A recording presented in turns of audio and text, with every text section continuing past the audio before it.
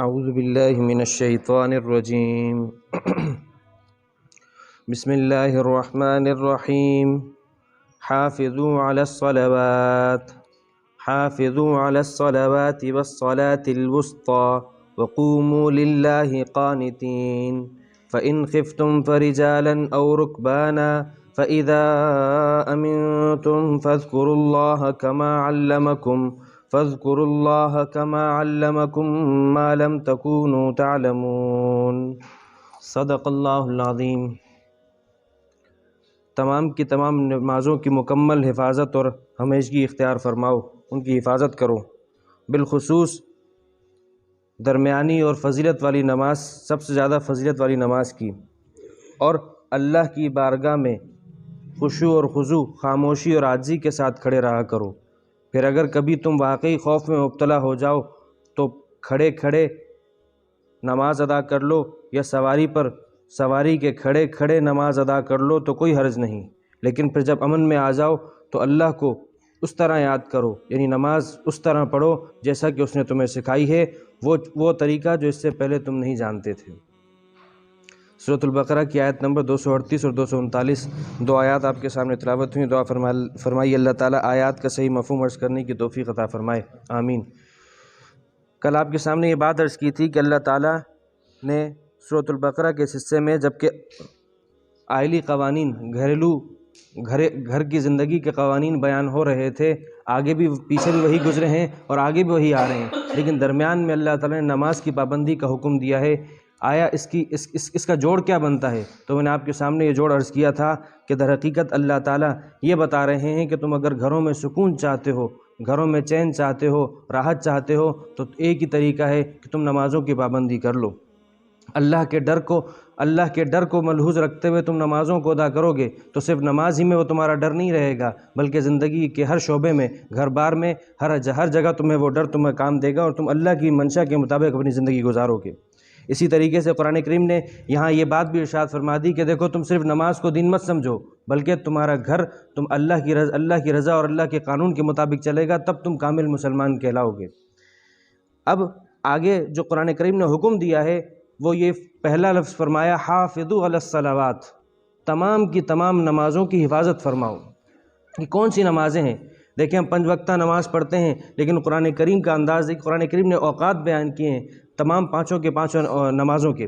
قرآن کریم سورہ ہود میں اللہ تعالیٰ فرماتے ہیں اقم الصلاۃ طرفی النہار وزلفا من اللیل، اللہ فرماتے ہیں تم دن کے 2 حصوں میں سے دونوں کناروں پر نماز پڑھو، ایک کنارہ دن کا وہ فجر اور دوسرا کنارہ ظہر، یہ 2 حصوں میں نماز پڑھو، وزلفا من اللیل، اور رات کے حصے میں بھی نماز کو شامل کرو۔ تو 3 نمازیں آ جاتی ہیں، جبکہ اللہ تعالیٰ نے اقم الصلاۃ طرفی النہار کہا، اور پھر جب یہ بات کہی کہ تم رات کے کچھ حصے میں، تو مغرب اور عشاء کی نماز اس میں آ جاتی ہے۔ پھر فرمایا نمازیں تم قائم کرو گے تو کیا ہوگا؟ فرمایا ان الحسنات یذھبن السیئات، دیکھو نماز پڑھنا نیکی ہے اور نیکیاں یہ برائیوں کو کھا جاتی ہیں۔ اگر تم سے کوئی غلطی ہو گئی ہے، اگر وہ گناہ صغیرہ ہوگا، چھوٹی چھوٹی غلطیاں انسان سے ہو جاتی ہیں، کوئی انسان پاک اس سے سوائے انبیاء کے کوئی معصوم نہیں ہے، اگر کسی سے چھوٹی چھوٹی غلطیاں ہو جاتی ہیں، بشرط یہ کہ وہ ان غلطیوں پر اصرار نہ کرتا ہو، ان پر جمع ہوا نہ ہو، تو نیکی نماز اسے معاف کر دیتا ہے۔ ان الحسنات یذھبن السیئات، نیکیاں وہ برائیوں کو لے جاتی ہیں، لے اڑتی ہیں، کھا جاتی ہیں۔ ایک صحابی اللہ کے نبی صلی اللہ علیہ وسلم کی مجلس میں آتے ہیں، نماز کا وقت ہوا تھا، نماز ابھی ادا نہیں ہوئی تھی، فرماتے ہیں یا رسول اللہ مجھ سے گناہ ہو گیا ہے۔ آپ نے فرمایا نماز پڑھو، نماز پڑھ لی تو وہ صحابی دوبارہ لوٹ کر آتے ہیں، یا رسول اللہ مجھ سے گناہ ہو گیا ہے۔ آپ نے فرمایا الیس قد صلیت معنا، کیا تم نے ہمارے ساتھ نماز نہیں پڑھی؟ فرماتے ہیں پڑھ لی۔ تو فرمایا ان الحسنات یذھبن السیئات، تم نے نیکی کر لی، نیکی تمہاری گناہ کو کھا جائے گی، اگر گناہ کبیرہ ہوگا، بڑا گناہ ہوگا تو اس کے لیے توبہ کرنا شرط ہے۔ اور پھر قرآن کریم نے کیا فرمایا؟ ایک تو نمازیں قائم کرنے سے تمہاری کیا ہوگا، تم سے جو خطائیں ہوں گی، جس سے تم بچ نہیں سکتے، کوشش کرو، لیکن اگر ہو جائیں تو وہ نیکیاں تمہارے ان گناہوں کو کھا جائیں گی۔ اور دوسرا وَذَلِكَ ذِكْرَىٰ لِلذَّاكِرِينَ، دیکھو جو اللہ کو یاد کرنا چاہتے ہیں، جو اللہ سے لو لگانا چاہتے ہیں، ان کے لیے یہ نماز سب سے بہترین ذکر ہے۔ قرآن کریم سورہ روم میں فرماتا ہے فسبحان اللہ حین تمسون وحین تصبحون، اللہ کی پاکی بیان کرو، تسبیح بیان کرو۔ کیا مطلب؟ نماز میں ہم سبحان ربی العلیٰ، سبحان ربی العظیم ثنا پڑھتے ہیں، اللہ کی پاکی بیان کرتے ہیں، تو اللہ فرماتے ہیں تم میری پاکی بیان کرو۔ کب؟ حین تمسون، جبکہ غروب کا وقت ہو، اور غروب کا مطلب جب سورج کی ٹکیا غروب ہو جائے اس وقت، اور جب سفیدی بھی غروب ہو جائے یعنی عشاء کا وقت داخل ہو جائے، ان دونوں اوقات میں تم نماز پڑھو۔ پھر فرمایا سبحان اللہ حین تمسون وحین تصبحون، جب صبح کا وقت ہو، فجر کا وقت ہو، اس وقت بھی تم اللہ کو یاد کرو، اللہ کی پاکی بیان کرو۔ اور پھر فرمایا وَلَهُ الْحَمْدُ فِي السَّمَاوَاتِ وَالْأَرْضِ، دیکھو زمین اور آسمان میں ہر چیز اللہ کی تعریف کر رہی ہے، چاہے کافر کا وجود بھی، کافر کی آنکھ، اس کے کان، اس کا ناک، اس کا پورا وجود، وہ چاہے زبان سے کہے نہ کہے، لیکن اس کی آنکھ جس طرح کام کر رہی ہے وہ کس کی تعریف کر رہی ہے؟ بنانے والے کی تعریف کر رہی ہے۔ تو کوئی کرے نہ کرے، آسمان و زمین میں ہر چیز اللہ کی تعریف بیان کر رہی ہے، تو تم بھی نمازوں میں تعریف بیان کرو اللہ کی۔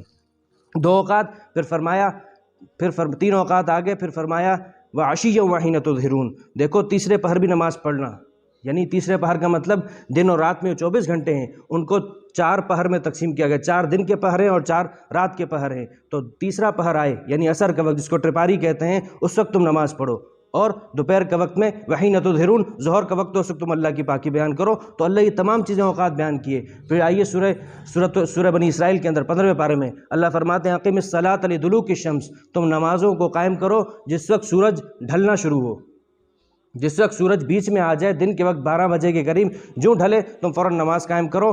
یہ ظہر کی نماز ہوگی، اور کب تک پڑھنی ہے؟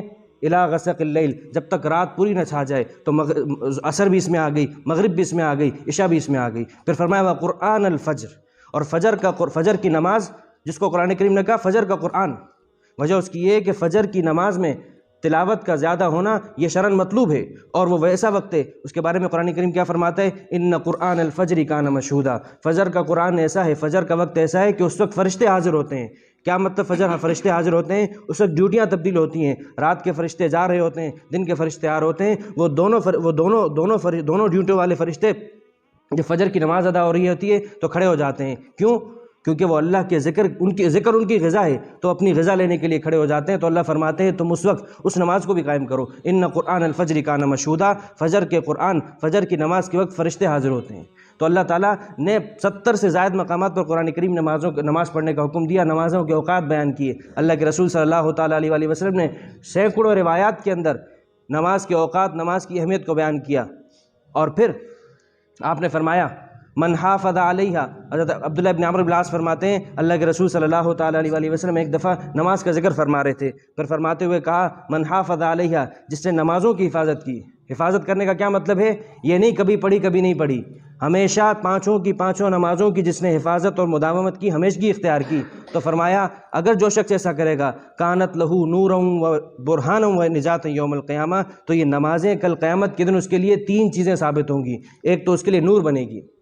نور، دیکھیے ہمیں اس بات کا اندازہ نہیں ہے کہ قیامت کے دن اندھیری اور ہولناکیوں کا کیا منظر ہوگا۔ اس وقت روشنی جو ثابت ہوگی وہ ایک نماز ہوگی۔ پھر فرمایا وبرہانن، دلیل ہوگی۔ کیا مطلب؟ ایک مومن کے ایمان کی دلیل اس کے پاس سب سے بنیادی یہ چیز ہے کہ وہ نماز پڑھتا ہوگا۔ باقی اس کے علاوہ روزہ سال میں 1 دفعہ آتا ہے، 1 مہینہ، زکوٰۃ مالدار پر ہے، حج مالدار پر ہے، ایک نماز ہی ایک ایسی چیز ہے کہ کم از کم کسی مرد کے اوپر تو زندگی میں کوئی ایسا وقت نہیں آتا، کوئی ایسا دن نہیں آئے گا، کوئی ایسا وقت نہیں آئے گا جس میں اس کے اوپر نماز لازم نہ ہو۔ تو اگر اپنے ایمان کو ثابت کرنا ہوگا کل قیامت کے دن، تو سب سے پہلے جو پیش کر دی گئی چیز ہوگی وہ نماز ہوگی۔ برہانن، یہ تمہاری نماز پر پابندی کرنا تمہیں کل قیامت کے دن تمہارے لیے دلیل ثابت ہوگا اپنے ایمان کو ثابت کرنے کے لیے۔ پھر فرمایا وہ نجات یوم القیامہ، اور کل قیامت کے دن یہ تمہارے لیے نجات کا باعث بنے گا۔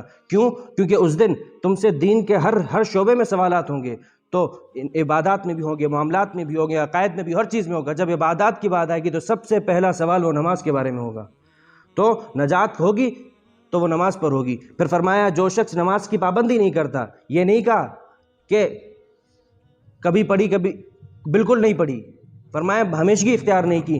اگر یہ معاملہ ہے کبھی پڑھتا ہے کبھی نہیں پڑھتا تو وہ بھی اس وعید میں داخل ہے۔ کیا فرمایا؟ جو شخص نماز کی پابندی نہیں کرتا تو اسے یہ تینوں چیزیں نہیں ملیں گی۔ اور پھر فرمایا کہ اس کا حشر کان مع فرعون و حامان و ابی بن خلف۔ اللہ اکبر، اللہ کے نبی فرما رہے ہیں اس کا حشر کل قیامت کے دن حامان کے ساتھ ہوگا، فرعون کے ساتھ ہوگا اور ابی بن خلف کے ساتھ ہوگا۔ اللہ تعالیٰ ہمیں یہ معمولی باتیں نہیں ہیں۔ صحابہ کرام رضوان اللہ تعالی اجمعین فرماتے ہیں، بلکہ اللہ کے نبی کا فرمان ہے، اللہ کے نبی نے فرمایا العہد الذی بیننا وبینہم الصلاۃ۔ دیکھیے مدینہ میں منافق رہتے تھے جنہوں نے اپنے آپ کو مسلمان ظاہر کرنے کے لیے، اپنے مسلمانوں سے کچھ فائدے حاصل کرنے کے لیے تھے ایک دلوں میں کفر بھرا ہوا تھا، لیکن اپنے آپ کو مسلمان کہا تھا۔ تو وہی بات ہے، زکوٰۃ ہر ایک کا انفرادی معاملہ تھا، اس وقت کئی اوقات فرض بھی نہیں تھی، لیکن ایک نماز ہی وہ چیز تھی، اپنے ایمان کو وہ ظاہر کرنے کے لیے مسجد میں آتے تھے۔ قرآن کریم کہتا ہے جب یہ منافقین نماز کے لیے آتے ہیں قاموا کسالا، تو کھڑے ہوتے ہیں تو دل کی اوچاٹ کے ساتھ کھڑے ہوتے ہیں، کہ اس لیے کھڑے ہو رہے ہیں کہ صرف اور صرف یہ ٹھپا نہ لگے کہ ہم کافر ہیں۔ اپنے آپ کو مومن ثابت کرنے کے لیے ایک منافق کو بھی کیا کرنا، اپنے آپ کو مومن ظاہر کرنے کے لیے وہ اپنے آپ کو وہ نماز پڑھنے کے لیے آتا تھا۔ آپ نے فرمایا العہد الذی بیننا وبینہم الصلاۃ ترک الصلاۃ۔ دیکھو ایک منافق، ایک کافر اور ہمارے درمیان جو فرق کرنے والی چیز ہے وہ ایک نماز ہے، باقی سارے معاملات ہر ایک کے کبھی ہوں گے کبھی نہیں ہوں گے۔ آپ نے فرمایا، صحابی رسول فرماتے ہیں اللہ کے رسول صلی اللہ تعالی وسلم نے مجھے وصیت کی، دیکھو کبھی بھی کسی نماز کو جان بوجھ کر مت چھوڑنا، اگر تم نے جان بوجھ کر نماز کو چھوڑا، ومن ترک الصلاۃ متعمدا، جس شخص نے ایک نماز بھی جان بوجھ کر چھوڑی، فقد کفر، اس نے کافرانہ عمل کیا ہے۔ صحابہ فرماتے ہیں ہم اپنے زمانے میں کوئی چیز ایسی نہیں تھی، کسی عمل کو نہیں سمجھتے تھے کہ وہ ایمان اور کفر کے درمیان فرق کرنے والا ہوگا، وہ سمجھتے تھے تو وہ ایک نماز کو سمجھتے تھے، جو نماز مسجد میں پڑھنے کے لیے آتا تھا ہم اس کے ایمان کی گواہی دیتے تھے۔ یہ تو اللہ کے نبی صلی اللہ تعالیٰ علیہ وسلم اور صحابہ کرام کا معمول تھا۔ میں آپ کے سامنے صرف اہمیت کو بتانے کے لیے فقہ مالکی، فقہ شافعی، فقہ حنبلی اور فقہ حنفی، ان تینوں کے حکم بتاتا ہوں کہ جو شخص جان بوجھ کر نماز پڑھتا ہے ان کے نزدیک ان کی کیا اس کا کتنا بڑا جرم ہے۔ امام احمد ابن حنبل فقیہ، بہت بڑے فقیہ اور بہت بڑے علامہ گزرے ہیں، ان کا نظریہ جن کا مذہب آج بھی سعودی عرب میں رائج ہے، وہ فرماتے ہیں ان کا مذہب یہ ہے کہ جو شخص ایک نماز جان بوجھ کر چھوڑ رہا ہے وہ دار اسلام سے خارج ہو چکا ہے، دار اسلام سے نکل چکا وہ، چنانچہ اس کے اوپر لازم ہے کہ ایمان کی تجدید کرے۔ چنانچہ آج بھی یہ فتویٰ ان کے کئی حضرات شیخ بن باز رحمۃ اللہ علیہ کی طرف سے دیا جاتا تھا، ان کے جانب سے تو اتنی بات تھی کہ جو شخص فجر کی نماز کے لیے کسی کو کہہ کر نہیں سوتا یا الارم نہیں لگاتا تو اس کا تو اٹھنے کا ارادہ ہی نہیں ہے، لہٰذا یہ بھی اس وعید میں داخل ہوتا ہے۔ وہ کہتے ہیں میرے نزدیک تو یہ شخص کافر ہے۔ یہ چنانچہ امام احمد بن حنبل رحمۃ اللہ علیہ کے نزدیک ایسا شخص دار اسلام سے جب مرتد ہو گیا تو واجب القتل، اس کو قتل کر دیا جائے گا۔ امام مالک رحمۃ اللہ علیہ فرماتے ہیں یہ دار اسلام سے خارج تو نہیں ہوا، لیکن اگر اس کو یہ نماز نہیں پڑھے گا تو اس سے توبہ کروائی جائے گی، اگر نہیں کرتا تو اسے ہم بطور سزا قتل کر دیں گے۔ یہی مذہب امام شافعی رحمۃ اللہ علیہ کا ہے۔ امام ابو حنیفہ رحمۃ اللہ علیہ فرماتے ہیں جو شخص نماز نہیں پڑھ رہا وہ یہ فرماتے ہیں اس سے توبہ کروائی جائے گی، لیکن اگر نہیں کرتا تو اسے قتل تو نہیں کریں گے، لیکن اسے ہم جیل میں ڈال سکتے ہیں، اسے کوئی اور سزا دی جائے گی۔ اگر اسلامی قانون ہو، شریعت کا نفاذ ہو تو یہ شخص بہت بڑا مجرم ہے۔ یہ ان تمام باتوں سے کیا بات معلوم ہوئی؟ یا تو قتل، ورنہ کم سے کم تو کیا ہے عمر قید یا سزا۔ یہ کس بات کے اوپر؟ نماز نہ پڑھنے والا جو جان بوجھ کر نماز چھوڑ رہا ہے۔ آپ کم از کم ان باتوں سے نماز کی اہمیت کا اندازہ لگائیے، اور کچھ نہیں۔ باقی اللہ کی بارگاہ میں کون سی رائے زیادہ راج ہے وہ اللہ بہتر جانتا ہے، لیکن کم سے کم جو بات ہے اس کو بھی تو دیکھیے کہ جو سب سے کم درجے کی بات کر رہے ہیں وہ یہ کہہ رہے ہیں کہ ایسے شخص کو عمر قید جیل میں ڈال سکتے ہیں۔ کیوں؟ کیونکہ معمولی چیز نہیں ہے، نماز ایک بنیادی چیز ہے، اپنے ایمان کو ثابت کرنے کے لیے دنیا میں بھی اور آخرت میں بھی ایک ہی چیز ہے، وہ نماز ہے۔ باقی اس کے بعد چنانچہ یہ کہہ دے، اگر کوئی شخص یہ کہتا ہے مثال کے طور پر کہ بھائی فلاں کے نماز پڑھنے والے سے ہمارے معاملات اچھے، تو ٹھیک ہے، ارے بھائی دین کے مختلف شعبے، اگر کوئی معاملات میں بہتر جا رہا ہے، کوئی عبادات میں نقصان کھا رہا ہے، تو یہ مختلف، جس طرح ایک بچہ اسکول میں پڑھتا ہے تو مختلف سبجیکٹس ہوتے ہیں، اگر کسی میں وہ ناکام جا رہا ہو تو یہ تو نہیں کہتا کہ تم اس میں ناکام جا رہے ہو لہٰذا باقی بھی چھوڑ دو۔ اس کو یہی کہا جائے گا کہ اگر تمہارے معاملات، تمہاری عبادات ٹھیک ہے تو اپنے معاملات کو بھی درست رکھو، تم لوگوں کے ساتھ لین دین بھی درست رکھو۔ یہ تو نہیں ہوگا کہ صرف اور صرف دوسرے، اگر کسی دیندار آدمی کے، نمازی کے معاملات ٹھیک نہیں ہے تو آپ اس کی وجہ سے آپ کہیں کہ بھئی نمازیوں کے تو حالات ہی ایسے ہوتے ہیں لہٰذا نماز میں، یہ نماز کے ساتھ استخفاف اور توہین والا معاملہ یہ قطعاً برداشت نہیں ہے۔ اللہ کی بارگاہ میں یہ قابل پکڑ ہے۔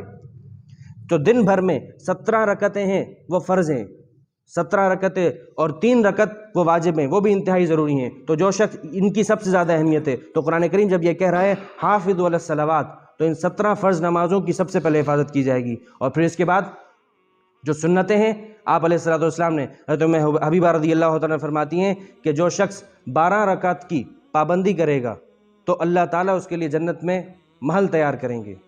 چنانچہ وہ 12 رکعت فجر کی 2 سنتیں، فجر کی 2 سنتوں کے بارے میں آپ نے کیا فرمایا؟ صلوہما ولو تردتکم الخیل، تم فجر کی 2 سنتوں کو ادا کرو اگرچہ تمہیں گھوڑے روند ڈالیں، لشکر آ جائے اور تمہیں روند ڈالے، لیکن اس وقت بھی تم نے کیا کرنا ہے؟ فجر کی 2 سنتوں کو ادا کرنا ہے۔ آپ نے فرمایا رکعتا الفجر خیر من الدنیا وما فیہا، فجر کی 2 رکعتیں، فجر کی 2 سنت، یہ تمہارے لیے دنیا و ما فیہا، جو پوری دنیا اور جو کچھ دنیا میں ہے، یہ پوری کی پوری اللہ کی راہ میں صدقہ کر دو تو یہ اس سے 2 رکعت بہتر ہوگی۔ پھر ظہر کی 4 سنتیں، ظہر کے سے پہلے کی 4 سنتیں اور بعد کی 2 سنتیں، ان کی یہ بھی تو کل یہ ہو جاتی ہیں 2، 4 اور 8۔ اس کے بعد عشاء مغرب کی 2 سنتیں اور عشاء کے بعد کی سنتیں، یہ 12 سنتیں۔ اس کے بارے میں اللہ کے نبی نے فرمایا کہ جو شخص ان 12 سنتوں کی حفاظت کرے گا اللہ تعالیٰ اس کے لیے جنت میں محل تیار کریں گے، لہٰذا ان کی پابندی بھی ضروری ہے۔ جب قرآن کریم کہہ رہا ہے نمازوں کی پابندی کرو تو اس میں یہ بات بھی شامل ہے۔ اور عصر سے پہلے کی 4 سنتیں آپ نے فرمایا رحم اللہ امرأ صلی قبل العصر 4، اللہ اس بندے پر رحم کرے، نبی دعا دے رہے ہیں اللہ اس بندے پر رحم کرے جو عصر سے پہلے 4 رکعت پڑھے۔ تو یہ انتہائی معمولی چیزیں نہیں ہے، ایک ذالک ذکریٰ للذاکرین، جو اللہ کو یاد کرنا چاہتا ہے اس کے لیے بہترین ذکر ہے۔ اللہ تعالیٰ عمل کی توفیق عطا فرمائے۔ وآخر دعوانا الحمدللہ رب العالمین۔ اللہم لک الحمد کلہ ولک الشکر کلہ وإلیک یرجع الامر کلہ، اللہم لا احصی ثناء علیک انت کما اثنیت علی نفسک